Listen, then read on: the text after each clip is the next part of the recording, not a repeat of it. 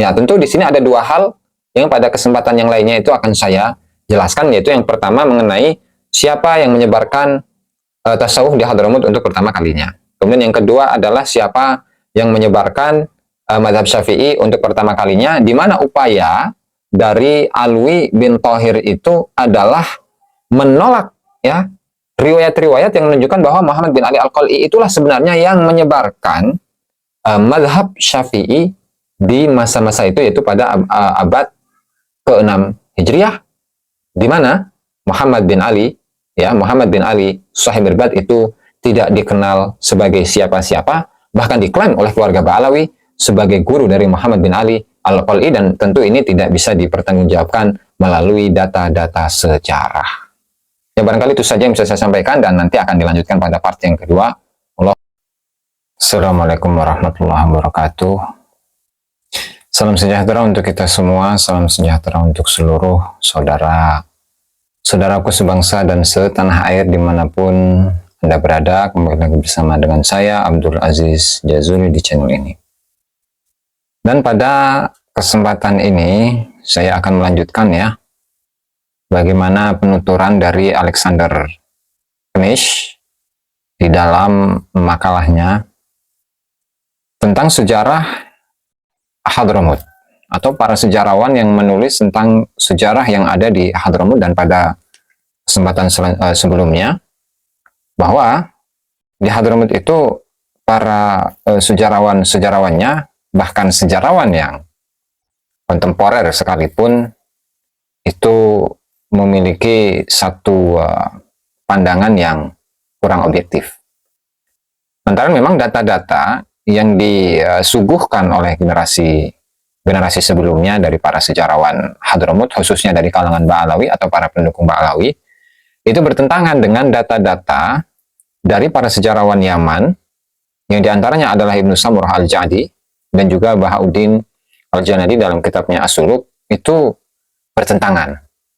Nah, khususnya yang akan diangkat oleh Alexander Knish, ada dua persoalan, di mana yang pertama itu adalah persoalan mengenai siapakah yang menyebarkan madhab Syafi'i untuk pertama kalinya di Hadramut secara umum dan di Mirbat secara khusus. Kemudian yang kedua adalah persoalan mengenai apakah tasawuf itu pertama kali disebarkan oleh Muhammad bin Ali yang dikenal dengan Faqih Muqaddam dari klan Ba'alawi. Dan tentu sedikit akan kita ulang ya, bagaimana redaksi dari Alexander Knish dalam makalah yang sebelumnya saya ulas dalam part yang pertama. Inna muhawalat as-sadat wal masyayikh al-muta'atifina ma'ahum. Kemudian ada upaya dari para Ba'alawi dan juga para masyayikh yang pro dengan Ba'alawi untuk lil barhanati, untuk membuktikan ala an-sadah, bahwasanya Ba'alawi itu humur ruwat, mereka adalah para pemimpin. As-Sufiyun, dari kalangan Sufi, wal Murabbun, para pendidik di Hadramut, yang di dalam data-data itu yashubuhal katsiru minal mutanaqidat, yang tercampur ya dengan banyak kontradiksi. Oleh karenanya walihada, karena banyaknya kontradiksi yang ada di dalam sejarah-sejarah yang ditulis oleh Ba'alawi, maka ittarral mu'arrikhuna al-mu'asiruna minas sadah, maka para sejarawan kontemporer dari kalangan Ba'alawi itu terpaksa ya, ini sudah seperti Alwi bin Thohir, Saleh Al-Hamid, terpaksa untuk apa? Ila li ya'niqal ahdath lida'mi suratit tarikhil hadrami, ya, untuk mengait-ngaitkan atau mencangkok-cangkokkan satu kejadian dengan kejadian lain, ya, untuk menguatkan gambaran dari sejarah Hadramut allati tusawwiru ba'da ailatis sadah bil mubadirin al-awail fi jami'il islahat diniyah wal akhlaqiyah fi Hadramut. Untuk menggambarkan bahwasannya sebagian keluarga-keluarga Ba'alawi itu mereka adalah orang-orang yang pertama dalam seluruh kebaikan-kebaikan keagamaan atau kebaikan-kebaikan akhlak di Hadramut. Tentu ini adalah satu hal yang kurang terpuji ya, terutama bagi seorang sejarawan yang seharusnya seorang sejarawan itu memiliki pandangan objektif dalam memandang kejadian-kejadian atau data-data sejarah yang terjadi pada zaman dahulu. Ya? Kemudian ada satu tambahan lagi, wa mimma alhaqa akbar ad-darari bi qadiyatis sadah wa nashru riwayatin tarikhiyah lam takun ma'rufatan min qablu, dan satu hal yang menambah kemadaratan lagi yaitu kasus para Ba'alawi, yaitu meriwayatkan atau menyebarkan periwayatan sejarah yang tidak dikenal sebelumnya. Kutibat, di mana doror itu ya ditulis imma min kharijah Hadramut, baik itu dari luar Hadramut, atau min kibali muallifin laisa lahum hadafun syakhsi yata'allaqu bin nasab, atau dari sisi para penulis yang mereka itu tidak memiliki kepentingan pribadi yang berkaitan dengan nasab seperti Ibnu Samurah wal Janadi. Ya, walirraddi 'alaiha, dan bagaimana upaya yang dilakukan oleh Ali bin Thahir atau Saleh Al-Hamid ataupun para sejarawan-sejarawan Ba'alawi untuk menepis data-data yang disuguhkan oleh Ibnu Samurah atau data-data yang disuguhkan oleh Imam Al-Janadi, itu adalah dengan apa? Dengan kana 'alal mu'arrikhina minas sahda alladziina sabaqa dzikruhum iraqatul katsiri minal habri li itsbati anna muallifi al-masadiril kharijiyah kan yajhalun al-awda' al-haqiqiyyah fi Hadramut. Maka mereka akan membuang-buang tinta. Artinya para sejarawan Ba'alawi itu akan banyak menulis ya untuk menetapkan bahwa para penyusun atau para penulis-penulis sejarah yang non-Ba'alawi atau di luar Hadramut, mereka itu dianggap sebagai orang-orang yang tidak mengetahui, tidak mengenal bagaimana kondisi yang hakiki, kondisi yang sebenarnya yang ada di Hadramut. Satu, itu yang dilakukan pertama oleh sejarawan-sejarawan Ba'alawi.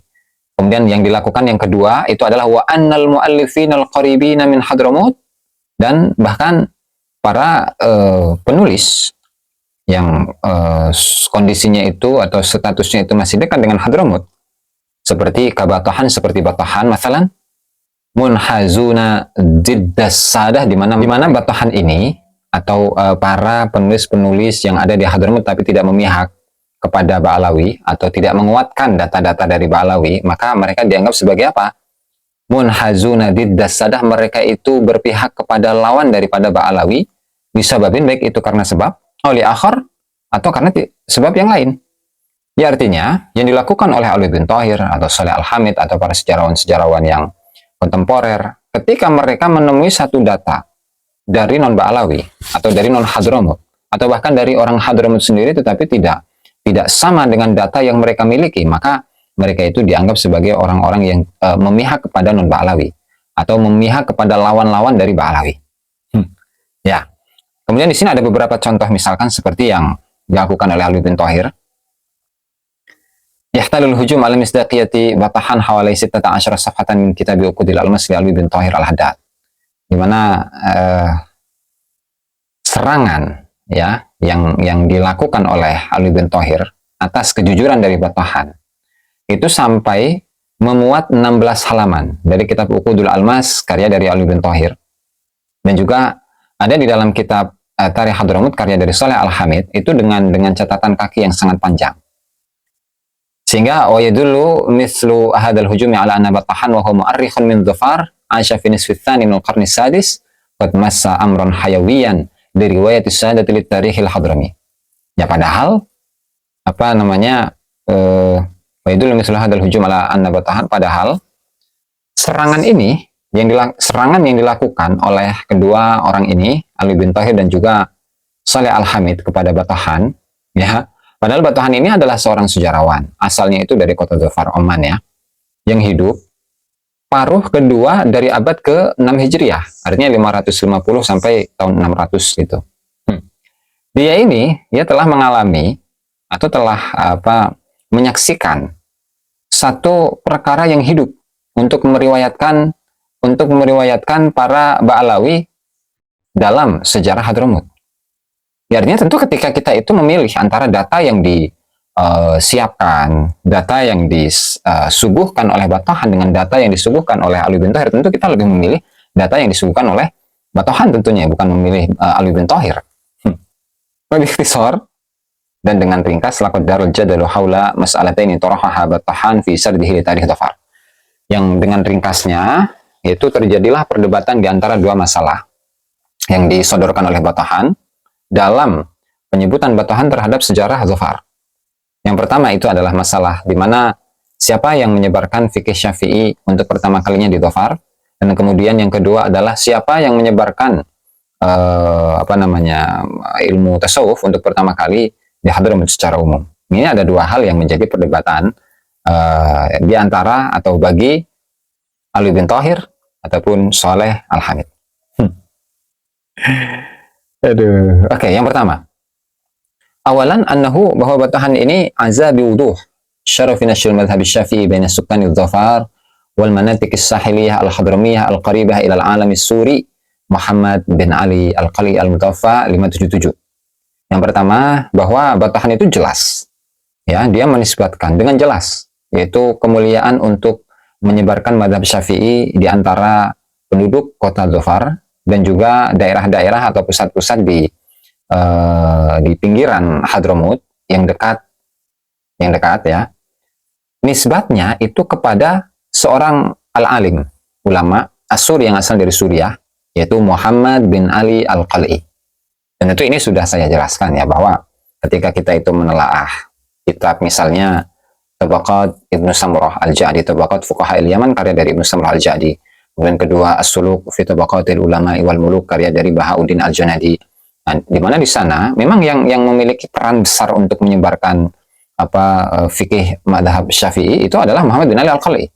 Dan di sana sama sekali tidak menyebutkan apalagi menyebutkan Muhammad bin Ali Sahib Mirbat. Di situ tidak disebutkan sama sekali. Ya, tapi dengan getolnya Ali bin Thahir untuk menolak data tersebut yang menggambarkan seolah-olah para sejarawan itu tidak memahami tentang bagaimana kondisi sosial dan masyarakat yang ada di Hadramut saat itu. Kemudian walladzi allafal adida min al-a'mali lahamma haul al-fiqh Syafi'i, dan di mana Muhammad bin Ali Al-Qali ini telah mengumpulkan atau menyusun banyak dari pekerjaan-pekerjaan penting tentang fikih Syafi'i, dan ini bisa dibuka di Ibnu Samurah Al-Junadi dan juga Al-Faqih ini. Kemudian wahasba riwayatihi, dan sesuai dengan riwayatnya Batahan, kan Al-Qali, maka Imam Al-Qali itu adalah qad asbaha aliman ma'rufan, menjadi seorang ulama yang terkenal, qabla an tarsusafinatuhu fi mina'i Dhofar, sebelum kapalnya itu mendarat di pelabuhan Dhofar. Walhasil cerita bagaimana Muhammad Ali Al-Qali itu sampai ke Dhofar itu bisa Anda lihat di dalam kitab As-Suluk fi Tabaqati Al-Ulama wal Muluk ya. Kemudian selanjutnya wa ba'da mudawalatin tawilah qabil Al-Qali. Kemudian setelah itu wa asbaha talamidul Al-Qali Al-Adidin nawatan lil madhhab Syafi'i fi Hadramut wa nasharu ta'alimahu fi tulil biladi wa ardiha. Kemudian banyak dari murid-murid dari Al-Qali yang banyak itu merupakan nawah, merupakan biji-biji yang nanti akan bermunculan untuk menyebarkan madhab Syafi'i di Hadramut dan menyebarkan pengajaran-pengajaran dari madhab Syafi'i di seluruh daerah yang ada di Hadramut, baik secara panjang atau lebarnya ya. Ini bisa dibuka di Al-Junadi. Kemudian inna riwayat Batahan, sesungguhnya riwayat dari Batahan allati naqalaha Al-Junadi harfiyan fi kitabih Suluk, yang telah dikutip oleh Al-Junadi secara tekstual dalam kitabnya As-Suluk, itu tukadzibu iddia al-adidi minal mu'arrikhin as-sadah. Itu membohongkan, itu mendustakan pengaku-ngakuan dari banyak dari para sejarawan Ba'alawi bi'annahu jadduhum al-akbaru Muhammad bin Ali Sahib Mirbat huwa man nasyara madhhab Syafi'i fi manatik Syati' Hadramut. Berarti riwayat itu yang telah disebutkan di dalam kitab As-Suluk, yang asal usulnya itu adalah riwayatnya Batahan, itu jelas itu menyalahkan pengaku-ngakuan dari para sejarawan Ba'alawi bahwa kakek mereka, yaitu Muhammad bin Ali Sahib Mirbat, itu dia adalah orang yang menyebarkan madhab Syafi'i di Dhofar. Nggak mungkin. Karena apa? Karena tadi kita tidak menemukan data apapun mengenai Muhammad bin Ali Sahib Mirbat Ba'alawi ini, baik di dalam kitab As-Suluk atau di dalam kitab Ibnu Samurah atau kitabnya Batahan, nggak disebutkan sama sekali. Bahkan justru 3 data tersebut itu menyalahkan ya data-data yang disampaikan oleh kitab-kitab sejarah Ba'alawi ya, bahwa Muhammad bin Ali Sahib Mirbat itulah yang menyebarkan mazhab Syafi'i.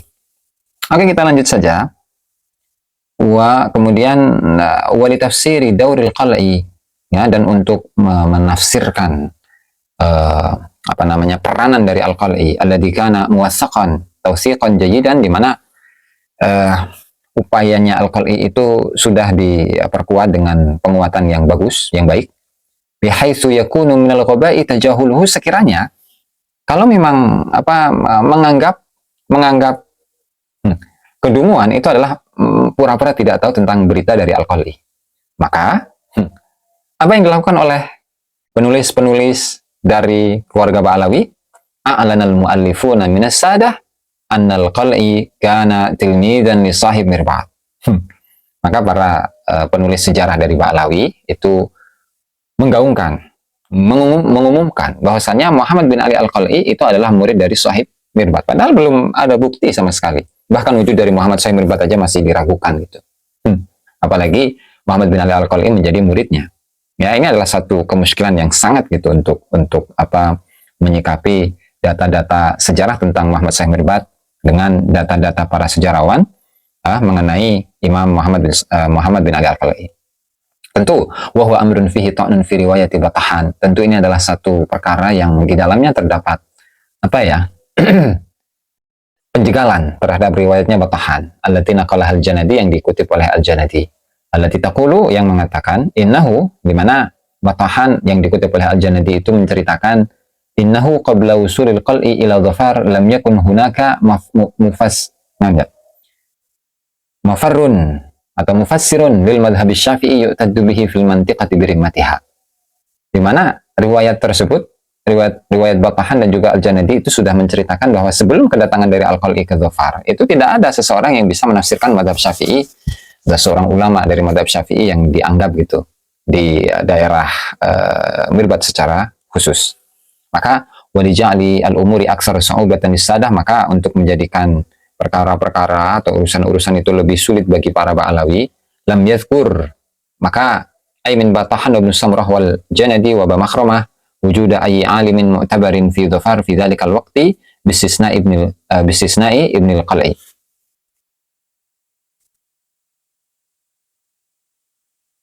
Sehingga masing-masing baik dari Batahan, Ibn Samurah, Al-Janadi, dan Bamakhramah itu sama sekali tidak menyebutkan orang alim apapun ya yang memiliki otoritas yang dianggap ya di Dhafar di waktu itu kecuali Ibnu Qal'i. Artinya di daerah Dhafar Al-Qadimah atau di yang biasa disebut dengan Mirbad, itu memang sama sekali tidak ada ulama yang besar selain dari Muhammad bin Ali Al-Qal'i.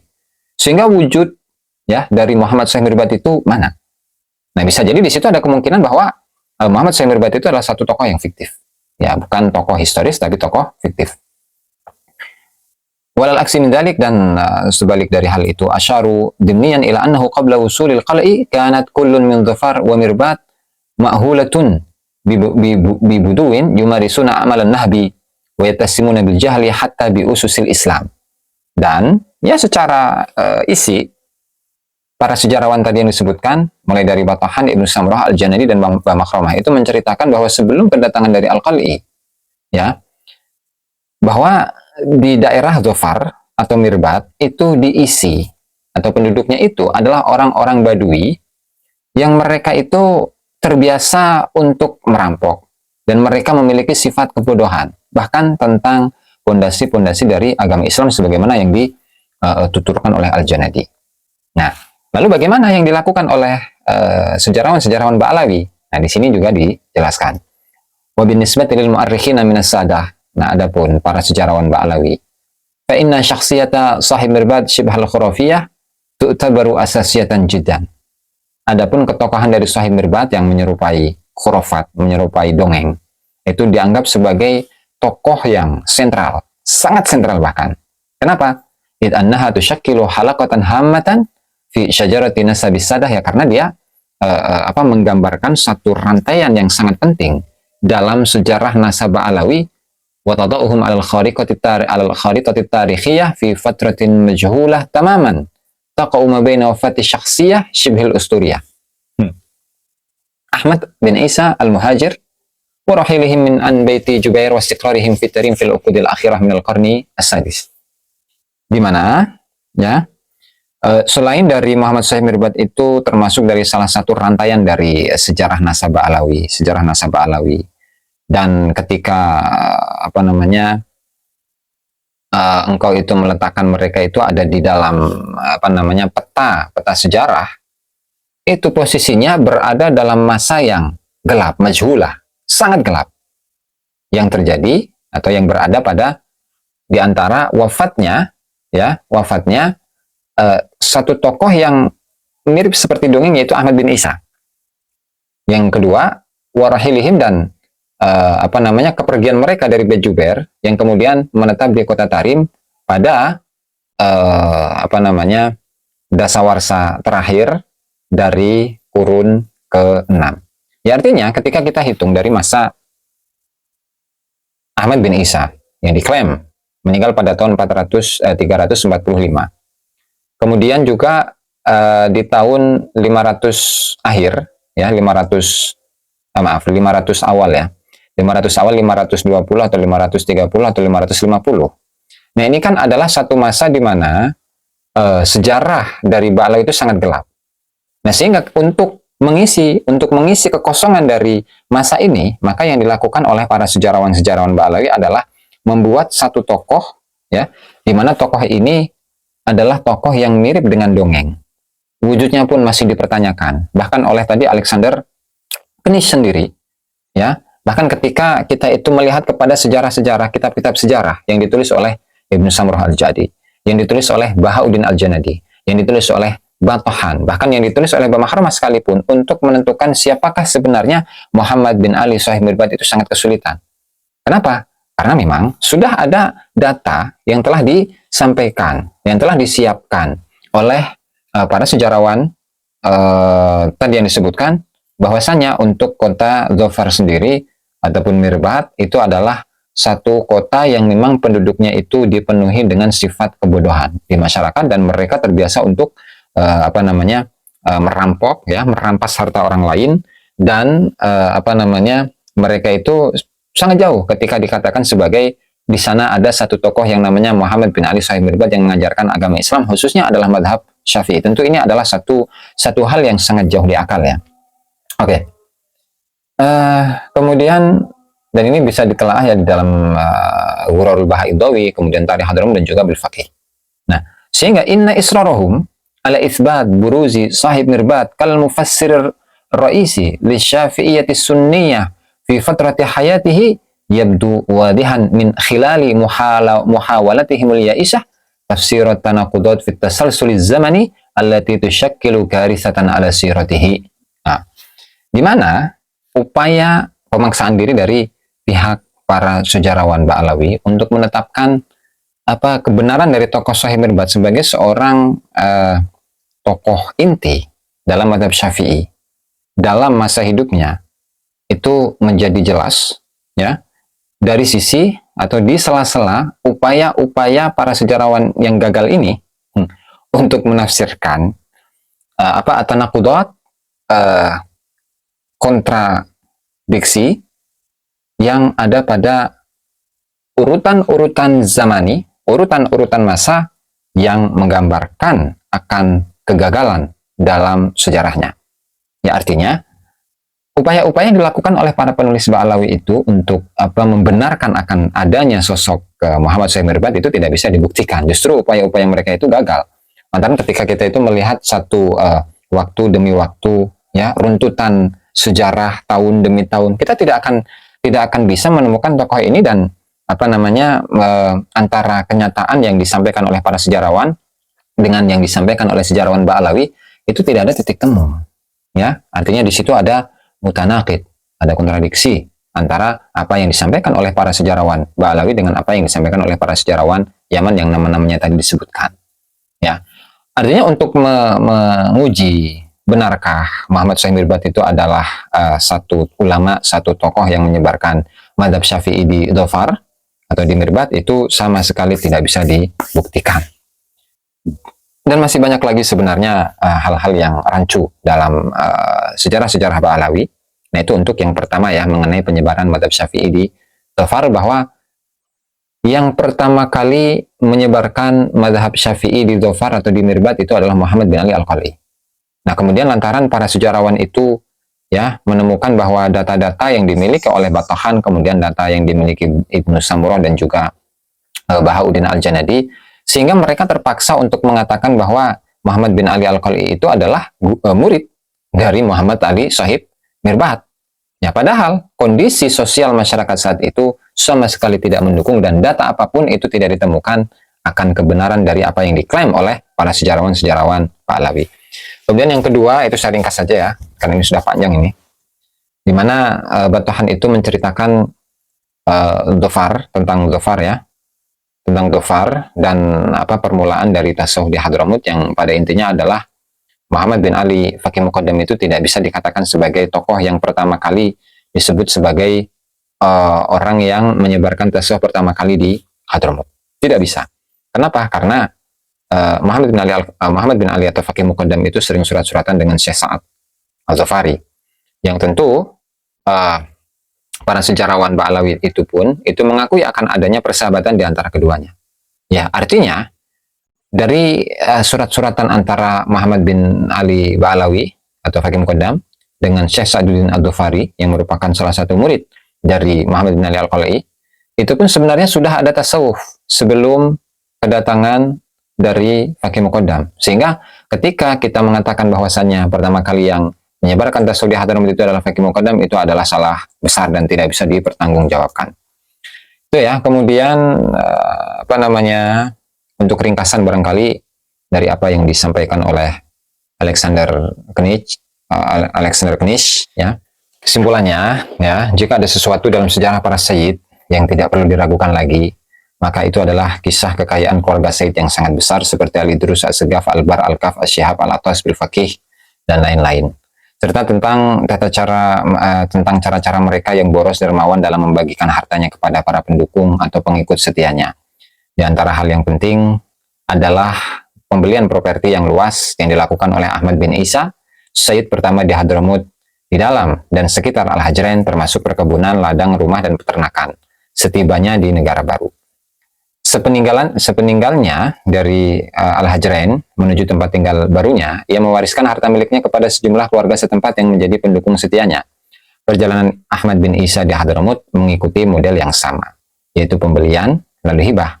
Hasilnya, dia dengan cepat mendapatkan reputasi sebagai pemimpin politik dan militer. Dan dia menggunakan reputasi ini dengan terampil dalam perselisihannya dengan para pemimpin Abadiyah di Wadi Dawan yang konon telah dikalahkannya dengan telak dalam pertempuran Bahrain.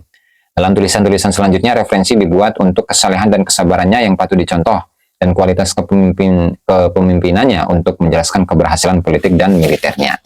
Faktanya, pengaruh agama Al-Muhajir nampaknya mencerminkan pemahaman selanjutnya tentang jalannya peristiwa setelah kedatangannya di Hadramut.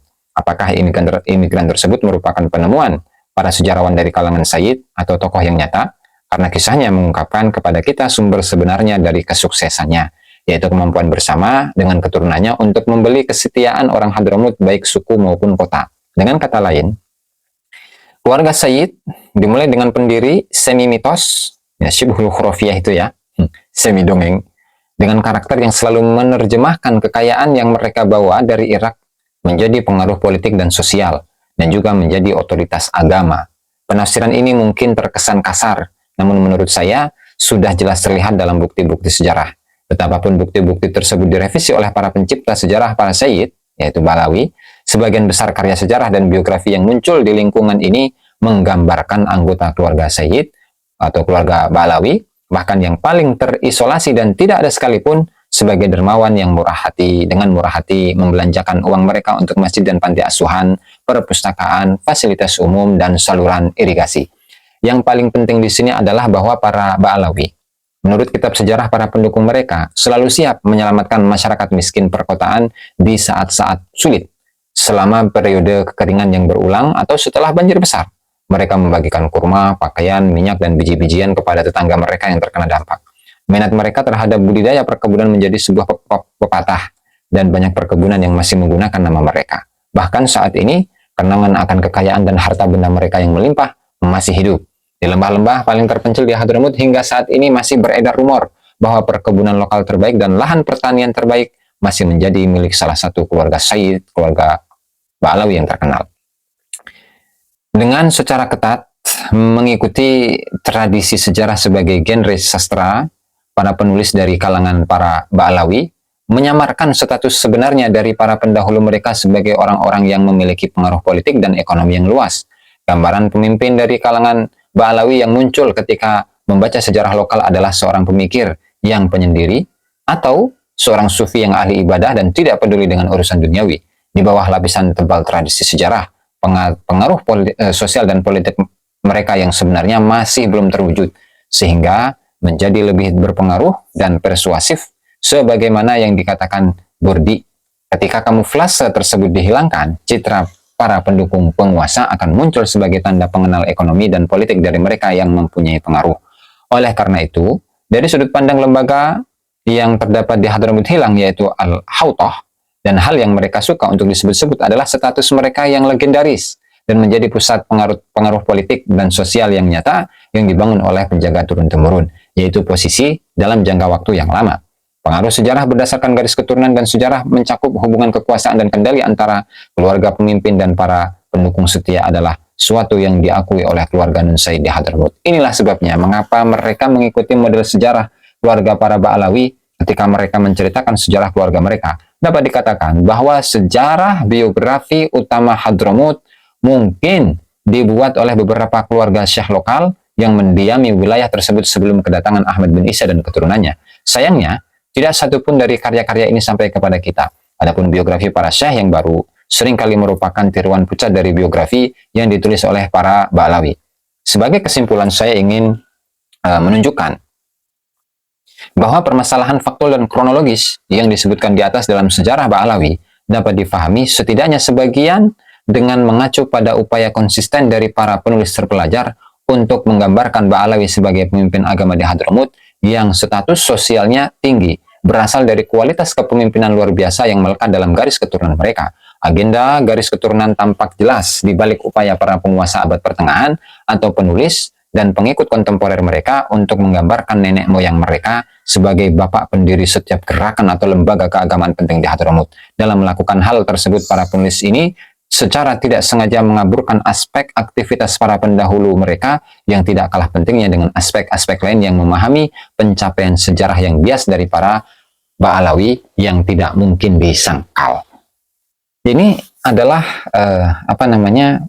satu penelitian yang dilakukan oleh Alexander Knish yang menggambarkan bagaimana sejarah yang tertulis dari kalangan Ba'alawi ya secara umum atau para pengikut mereka yang pada intinya adalah sejarah-sejarah yang mereka tulis itu hanya menggambarkan keunggulan-keunggulan dari nasab mereka, keunggulan-keunggulan dari leluhur mereka, dan menunjukkan bagaimana para leluhur mereka itu menjadi tokoh-tokoh sentral, tokoh-tokoh yang nomor satu dalam urusan agama, yang nomor satu dalam urusan kepemimpinan, baik itu dalam agama, baik itu dalam sosial, baik itu dalam masyarakat. Yang tentu data-data atau data-data sejarah seperti itu ya tidak ketika tidak dikuatkan dengan bukti, tentu itu adalah data yang tertolak. Yang pada intinya adalah apa yang disampaikan oleh para sejarawan Hadramut itu memerlukan penelitian ulang, ya tentunya ketika kita mengkomparasikan data-data tersebut dengan para sejarawan-sejarawan yang lain, agar kita tahu mana data yang benar dan mana data yang salah. Karena memang kalau data-data yang dimiliki oleh Ba'alawi itu seolah-olah mereka itu berada dalam posisi yang tertinggi di antara yang lain. Bahkan tidak boleh dari kalangan selain mereka, meskipun mereka adalah tokoh-tokoh besar, itu tidak memiliki sedikit pun hak untuk menjadi seorang pemimpin lantaran dari sisi nasab mereka kurang. Ya, meskipun nasab dari Ba'alawi itu sampai sekarang belum bisa terkonfirmasi sebagai keturunan Nabi Muhammad Sallallahu Alaihi Wasallam. Barangkali itu saja yang bisa saya sampaikan dalam kesempatan kali ini. Kurang dan lebihnya saya mohon maaf. Wallahu al-muwaffiq ila aqwamit thoriq. Wassalamualaikum warahmatullahi wabarakatuh.